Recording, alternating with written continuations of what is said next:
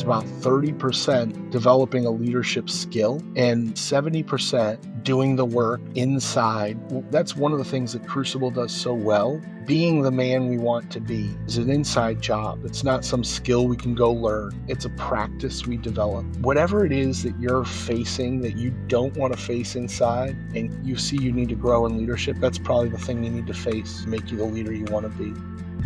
Welcome to the Crucible Project Podcast. The Crucible Project is a nonprofit organization committed to creating a world of men and women who live with integrity, grace, and courage, helping them to fulfill their God-given purpose. This podcast will discuss important and sometimes difficult topics while delivering practical life applications with men and women who are currently practicing this work. We are igniting Christ-like change in men and women through experiences of radical honesty and grace.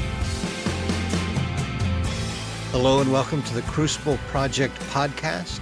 My name is Tim Rush, and today we're talking about leadership with Brian Smith. Brian is just a great leader up in the northeast part of the United States, and he is a guy that when he walks in the room, you know, this guy leads well. We want to talk today about this leadership journey, but first, I want to tell you that he has experience leading in business. He has experience leading in churches and in his home. 6 kids, ages 8 to 17, that he and his wife share. Has been married to his wife for almost 3 years now. So he has a vast range of leadership experience. So much of what he's learning and improving in comes from his Crucible journey. So it is a joy, Brian, to get to talk with you today. Thanks for making time to do this. Yeah, great to be on with you today, Tim. I wish that I was the type of person that learned from an outline, and I keep looking for that perfect outline that makes me a better leader. And sadly, that's not how my brain works. Sadly, I learn most from failure, but it helps me so much to listen to other men's stories. Thank you for being willing to share your story with me and with us. It's a joy to get to unpack these things together. Yeah, I can relate to the learning from failure and learning from life circumstances. So appreciate being on to discuss with you. So let's start with this, Brian. When did you turn around and realize people were following you? Where was it that you noticed that you were looked at as a leader? It's funny because I often look at myself and say I'm a reluctant leader. I definitely don't have to be the leader. That's not really my personality. But as I look back, I found myself in leadership in a variety of different places, a variety of different ways. And it kind of all started way back when I was young and in Boy Scouts of America and some career exploration type groups. There's just things that needed to get done. And I'd say, I'm going to get it done, whether it was planning a camping trip, planning a hike, setting camp, striking camp, or some field trip we were going to do with career exploration. All of a sudden, there's people following, helping out, jumping in on something that I said I'd take care of. And I never really thought of that as leadership for the longest time. I just thought of it as people helping out. But I wonder how much of that would have got done if I didn't just stand up, raise my hand, and say, I'll do it. Man, I've got a coworker that says, I can't remember what the percentage, something like 90% of leadership is saying, let's get started. I love that picture of young Brian saying, I'll do it. I'll step in. Yeah, it was things that were passionate on my heart, something I wanted to see. I'm not a very good leader when it's a chore. So that's actually part of where I need to stretch is when I want to get something done, but there's something related to that I really don't want to do. I tend to lead from passion and from desire. And let's go do that has been a big part of my leadership for decades now. So those Boy Scout years, how old are we talking about there? I think I was around 12, 13 years old. I remember being very young when all of a sudden my patrol, not the troop, but like the group within the Boy Scout group was saying, hey, you should be our patrol leader. You should help us plan the menu for this camping trip. Or can you help us make sure we've got all the right things to pack? And so 12, 13 years old, maybe a scout for a year or so, helping the new guys know what to pack on their first camping trip and things like that. And taking home tents to just air them out, make sure we weren't going to have holes in them if we got rain, that kind of things. And quite honestly, I was easily bored at that age. So I think some of it might have been just looking for something productive to do that just wasn't the same old thing.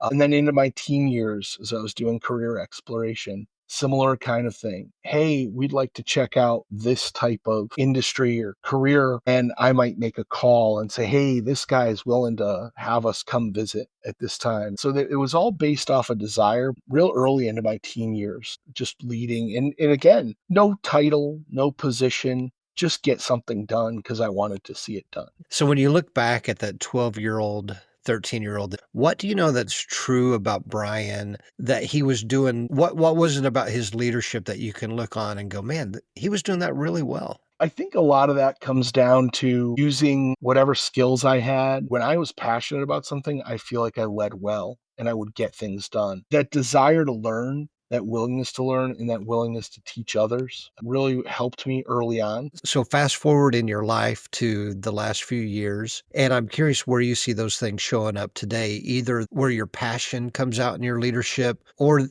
watching for others and what it is that they might need that you have experience with. How are you seeing that show up in your leadership today? Yeah, it's interesting. So, in leadership, one thing I've learned is sometimes we don't always lead from our strengths. It came a time in my leadership where I had a lot of people saying, you really need to shore that up. You need to be able to do that well. And part of my leadership has been saying, maybe not. Sometimes it's actually finding someone who can do that better than me. For instance, I'm a pretty strategic thinker. Sometimes the details are tough for me. Like people who are really good with details, really want to make sure all the I's are dotted, the T's are crossed. Those are the kind of people I'll empower because that's their strength. And their strength can work together with my strength. And it just makes the team better. You know, a lot of that desire, I don't want to do that. When I was a kid, I'd avoid it, comes out now in leadership, not avoiding it necessarily, but saying, hey, who can I get who'd find that energizing? Whereas I don't find that energizing. I'm not good at that. That's really turned into a team building skill as opposed to what used to be an avoidance skill when I was a teenager and an adolescent. That's cool to look at the evolution of how you got from point A to point B. It challenges me. There are tasks that I don't want to do that I don't want to give them to people because I assume they don't want them either. But it helps me imagine we are created different, including different skill sets and passions that matter. It's funny, the hardest part is when you get something that needs to get done and no one on the team wants to get it done. We all want to get that bigger thing done. How about we divide up this less desirable task and together get this done so we can get to that bigger thing? So looking at that 12, 13-year-old Brian, when you think about that guy in his Boy Scout uniform, is there something that you think, oh man, I wish I could go back and teach him something in his leadership that he would learn later on that he just wasn't picking up at that age? I tend to avoid the things that are hard, the things I don't understand, the things I find less desirable. And there's parts of me that have baffled me over the years. Sometimes I've found myself stalled out in my own leadership because I've avoided figuring out what that's about or trying to find a way to take care of that thing. And quite honestly, there's another piece of me that looks back and realizes that when I was stepping into leadership as a young man, there was a lot of things at home I was avoiding. So one of my issues that I've had in my leadership is using my leadership either in my business or even within Crucible or somewhere else, using that to avoid other places in my life that might be difficult. That shows up when I'm in the area I'm leading, but it also just shows up in my life in general. And quite honestly, you know, the thing I'm working on that I am tempted to avoid has changed, but that's still part of my growth edge now as a man, as a leader. And part of it is learning how to take good physical care of myself, proper sleep and nutrition, and those things that'll help me lead and connect the way I want to long into the future.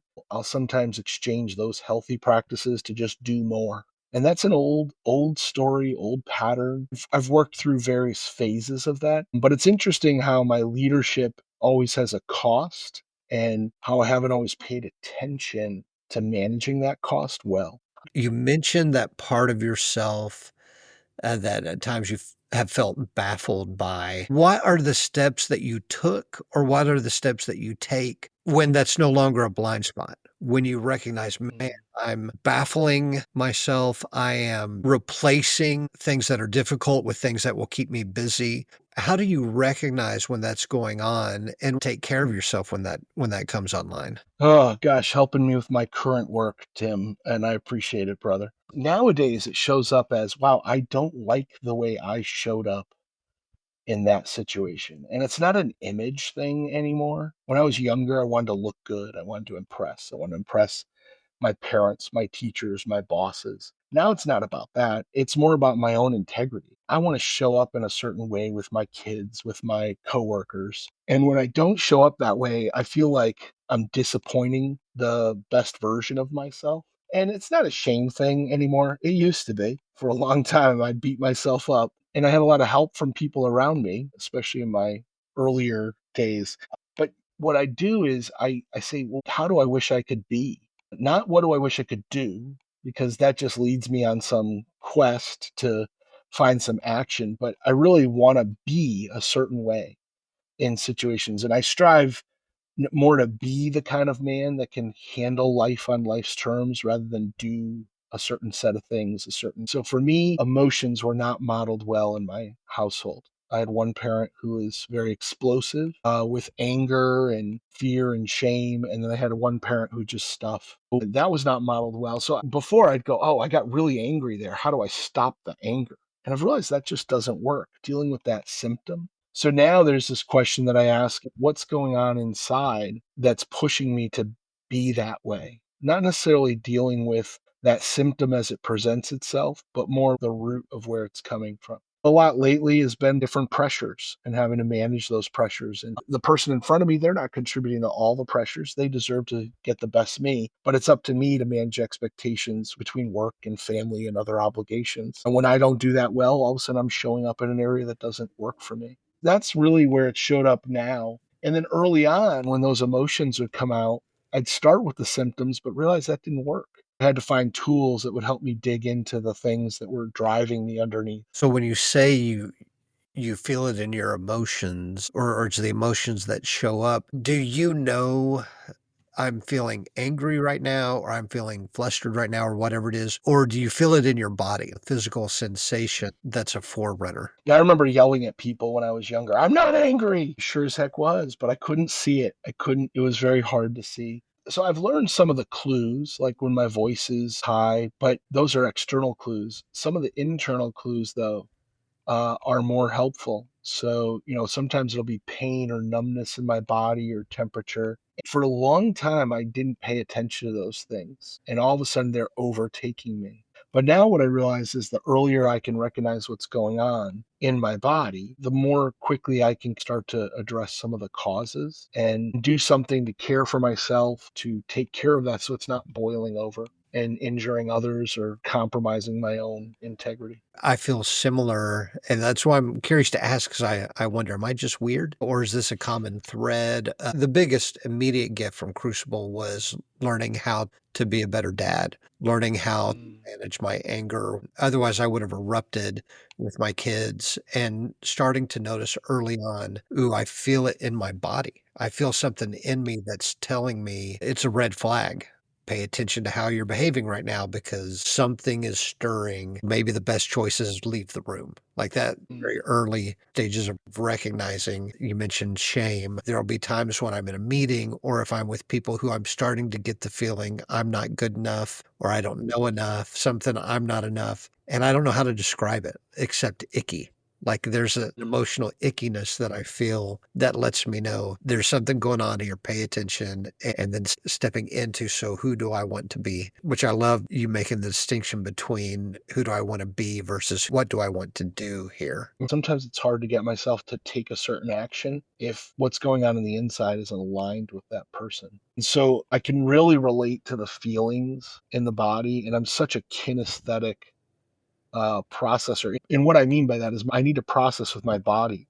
To think, I need to either write or I need to walk or move. I really just can't sit still and think. I notice when my body is doing something to kind of help me move towards the person I want to be. That's where I learn best. When I'm feeling angry, what am I going to do? Well, I'm going to go walk and talk to myself so I don't talk out of turn to someone else. The hard part for me is when I don't have the time or space necessarily to go do that. Like when I've got all the kids and we're in public and something's coming up. And so learning some of those skills to take a step back, take a breath, and really identify what I'm feeling, identify sometimes I'll refer to it as the story I'm telling myself in the moment about how life works. And sometimes those stories just simply aren't true. But if I believe them to be true, I'll start acting some way out of turn. So I work a lot in those feelings within the body and in the stories I find myself telling myself. So this is something you've learned about yourself. You mentioned that your leadership often shows up when you're passing on something to others who are on that same journey. Emotional intelligence wouldn't be something that we necessarily would put at the top of the list of leadership tasks or goals. We think of it in terms of getting things done. But I wonder, does sharing emotional intelligence play out in your leadership? Like, are there places where you're helping those you lead grow in their own emotional intelligence? As you're saying this, the biggest thing that comes up is my oldest son. A big part of our work is modeling. Well, the person we want to be shows up in another person. So a lot of times the way I've grown in leadership in Crucible is just walking alongside another leader. Like Tim, you and I have had the opportunity to do that. And I think that's a big part of our leadership within Crucible Project that I really enjoy and I really learn well from. And I've taken that home. So I have a son who's a very verbal processor. He's very kinesthetic himself. But what I often do when he's struggling is I'll just start doing what I know he needs to do. I'll just try and attentively listen to him. I'll take deeper breaths and I'll start to slow my voice down. It helps him identify what he needs to do. Sometimes it takes longer than others, but a lot of this I've learned in Crucible. We're going to talk about something, we're going to show you what we mean, and then we're going to step into an exercise and try something new. So I've really taken that, especially with my kids. I've had a couple kids struggling in different ways with school or peers or even around the house. And then we don't even address the problem that needs to be discussed until really that emotional regulation comes in. Because one thing I've learned is I don't hear well when I'm emotionally triggered. And yet sometimes I'll expect those around me to hear well when they're emotionally triggered. And that's just a poor expectation on my part. I think of other places it shows up on Crucible weekends. That's a big part of my leadership is wanting to model the leader I want to be. It also happens at work. I don't really see myself as the tell my people what to do kind of leader. It's more, hey, we're going to figure this out together. We're all going to learn together. We're all going to be better for the team for it. That learn by doing and learning how to do what I need to do, and then more modeling what needs to be done more than telling other people how to do it or what they need to do. I've just found works well, and it starts at home. To be honest with you, the person who still needs to hear that message the most is me. I don't model for myself often the kind of way I want to be. And so I regularly find myself going, okay, what does it look like to be healthy in this situation? Ask myself what I need to do to be the kind of man I want to be. Man, I feel like I've learned in Crucible that advice giving is not helpful. It's only helpful when the other person is asking for it. And even then, it's only if they're ready for it. But that piece about modeling, as you're describing it, I'm thinking, oh, yeah, I've seen really good leaders do that. They sit quietly or patiently or peacefully in whatever chaos is unfolding. It affects the room. Man, that is really a great picture. I wish I could be the calmest person in the room at all times. That doesn't always happen. But, eventually I'll grow up and I'll get there. But that's the way I teach myself is I need to find places for me to practice those things that are difficult for me to do when the pressure's on. A lot of times that's a part of my leadership too, is giving myself space and grace and room to learn the things that I'm not yet where I want to be at, so that when the pressure's on next time, I'll show up a little bit different in that situation. Well, I'm hanging on to that from this conversation to imagine, even from the standpoint of what do I want from them right now or for them right now, and then giving it to them instead of asking it or requiring it or advising it. And wouldn't that help me in the moment to begin regulating my breath, slowing down, becoming patient? That's going to help me tomorrow. I am certain. So thank you. It might help me just after our call today. We'll see.